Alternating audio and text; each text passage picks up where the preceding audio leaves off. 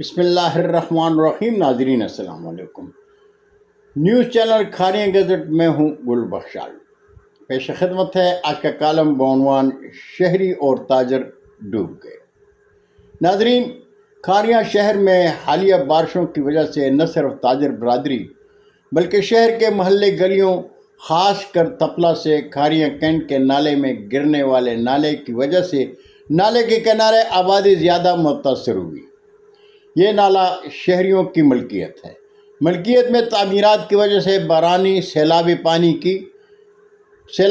کے بہاؤ میں رکاوٹ کی وجہ سے نالے کے کنارے آباد گھروں میں پانی داخل ہو کر سب کچھ برباد کر دیتا ہے۔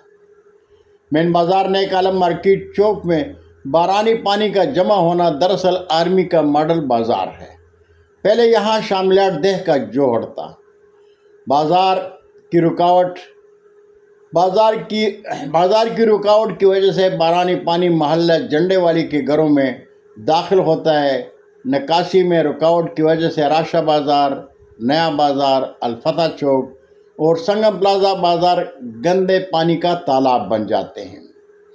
اس کی بڑی وجہ سنگم پلازا کے سامنے گرلز کالج کی دیوار کے ساتھ بلدیہ کے کھوکھے ہیں۔ ان کھوکھے کے نیچے شہر کا مرکزی نالا ہے جس کی صفائی پر میونسپل کمیٹی نے کبھی کوئی توجہ نہیں دی۔ میونسپل کمیٹی کے سابق چیئرمین شیخ محمد حفیظ نے اس نالے کی صفائی کروائی تھی جس سے صورتحال کچھ بہتر ہوئی تھی، لیکن آج وہ نالا مکمل طور پر بند ہو جانے کی وجہ سے شہری اور تاجر برادری پریشان ہے۔ صاف ستھرا پنجاب ٹیم نے گلیانہ روڈ سے نالوں کی صفائی کا آغاز کر دیا ہے۔ مرکزی انجمن تاجران کے ترجمان اور سابق صدر چودھری شوکت علی نے گلیانہ روڈ کے نالوں کی صفائی کے آغاز پر تاجر برادری کے نام اپنے پیغام میں کہا ہے کہ وقتی طور پر آپ تاجر برادری کا کاروبار متاثر ضرور ہوگا، لیکن مستقبل میں آپ بارشوں میں پریشان نہیں ہوں گے۔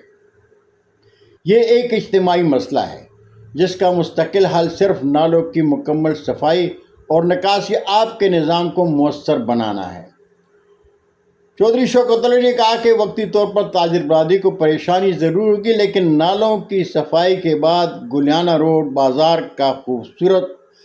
روڈ کا بازار خوبصورت ہوگا۔ اس لیے صاف ستھرا پنجاب پروگرام ٹیم سے مکمل تعاون کریں۔ بہت شکریہ ناظرین، یہ تھا آج کا مختصر سا کالم۔ زندگی نے ساتھ دیا تو اگلی نشست میں پھر ملاقات ہوگی۔